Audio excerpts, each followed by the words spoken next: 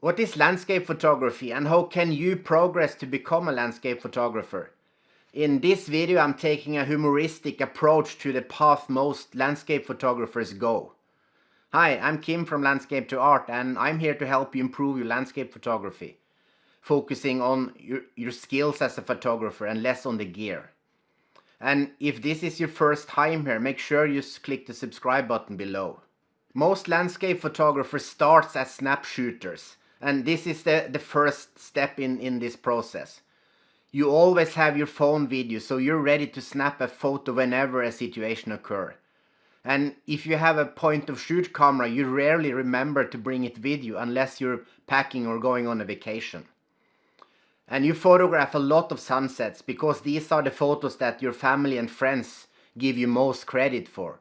And encouraged by the results, you start to take your camera with you more and more when you go out. And you explore and photograph your local area more frequently. Most of the time when the sun is shining, of course, and the sky is blue. And well before the sun goes down and it gets darker, you are already home with your camera. During the snap shooter period, you start to realize that you might be missing something. Because occasionally you get some better photos, but you really cannot repeat the success. So you continue showing your photos and favorite photos to your family and friends, and you get even more great feedback from them. And encouraged by all this, you post your first photos to Facebook. You take more and more sunsets, because these are the ones that get you more likes. And the sunset portfolio increases, but the image quality does not improve at all. So it hits you that maybe it's not the camera, maybe it's something with the camera, maybe you have outgrown your camera. So you ask a couple of friends and you buy your first real camera, a DSLR with a kit lens. You unpack the camera and throw the instruction manual in a drawer. And the green auto mode setting on the camera seems like a good choice. Then comes the disappointment. You have a new DSLR, but your photos are not any better. Actually, most of the photos are worse than before, and they are not even sharp anymore.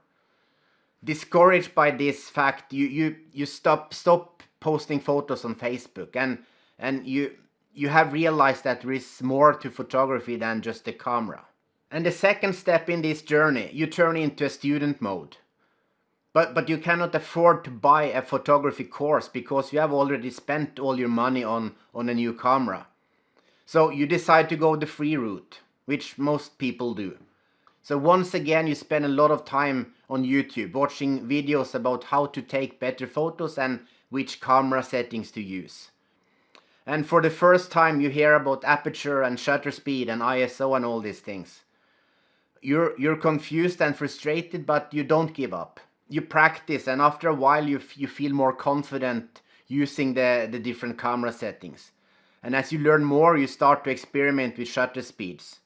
Long exposure and blurring water movement are the next favorite subjects. But now you find you need a tripod, so you buy the cheapest tripod you can get. You have learned a lot at this point, and you constantly see your photos improve. Your confidence increases, so you start to post on Facebook again. You get likes, many likes from friends and family, and occasionally also from unknown people. But soon Facebook is not big enough arena for you, so you start posting on Instagram, 500px, Flickr and whatnot. And then comes the shock. No one likes your photos anymore. No likes, no comments. Other photographers have hundreds and thousands of followers and likes, but you don't. And you realize there is even more to learn. And this brings us to the third step in the journey of being a landscape photographer. You proudly call yourself a photographer now. Shutter speed and aperture is second nature. But you realize that you must work on the composition skills. And off you go again, back to YouTube, to watch more videos, and this time about composition tutorials. And for the first time you take an image while laying down on your belly on the ground. You're crawling around now, going low. And you explore different angles and perspectives when you compose. And composition improves your photo significantly. And you try to learn as much as you can about composition. And once more your confidence is on the rise. So now you join landscape photography groups on Facebook so that you can show your photos and connect with other photographers. You know your photos are quite okay, but the feedback from the groups are not as you expected. But other photographers don't comment that much on other photographers' work. They are in the groups for the same reason as you, just to be seen. They want you to see their photos. So they really don't care about your commenting on your work. But when you post something about a new camera or a new lens or a new filter, they wake up everyone, and then you get a lot of response. You decide to build your own website now, and so that the world can see your great work. You throw up a Squarespace website, and the site is of course beautiful. It has everything, a killer logo. You spent a lot of time creating, and of course your best photos. And you name the website something like yournamephotography.com. Welcome, you're now one among hundreds, if not thousands, of photography websites on the internet. Unfortunately, where most of them remain undiscovered. But somewhere in the back of your mind, thoughts about selling your work are lurking. So you add a print for sale button on your website. Grab a coffee and you wait for the orders to roll in. The fourth step in the process to become a competent photographer is to learn post-processing. And you already have an old version of Photoshop on your computer. Again, YouTube comes to rescue. You search on how to use Photoshop.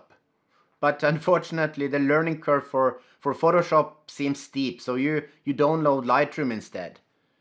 Now you use Lightroom for a while until someone tells you that Luminar is a better choice. So let's try Luminar. You work with Luminar for a while until you realize that luminosity masking is the thing that will really take you to the next level. So back again to Photoshop. You're a full-fledged photographer now, so you got to give back to other people. So you create your own videos and post them to YouTube. After all, you're an expert and has a lot to offer to beginner photographer.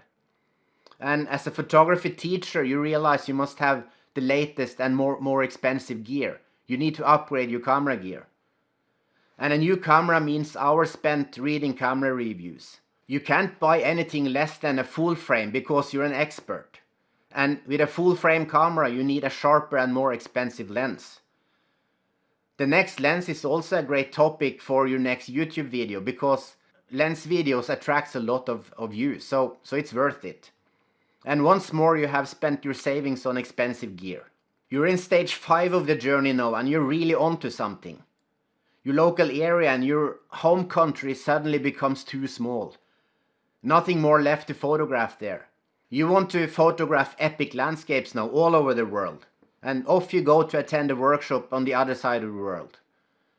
At this epic site, you line up together with fellow workshop participants and everybody fighting for the best spots and to get the epic shot.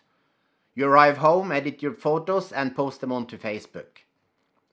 And you submit a couple of these images to online contests like Viewbug and Guru Shots. And you win one of the contests and suddenly you are an award-winning photographer. You're a pro now and you have to make money. You're in stage 6 of the photography journey. The print sale is low, so you decide it's time to run a workshop. The number of followers you have on Facebook and YouTube channel is decent, so you announce your workshops there. And the ring is closed. Once a beginner photographer is ready to teach a new beginner photographer how to use their camera and how to take amazing landscape photos. But you're soon facing another challenge. Now you must start to learn marketing. A little while back, Facebook was an easy and free way to market your business. But this has come to an end. You must pay Facebook now to allow your followers to see what you're offering. Facebook is no longer working, and so you move on to Instagram, the next shiny object. So how long can you use Instagram as a free marketing platform? Probably not for long. Marketing soon becomes a big part of your overall business and unfortunately means less time for photography.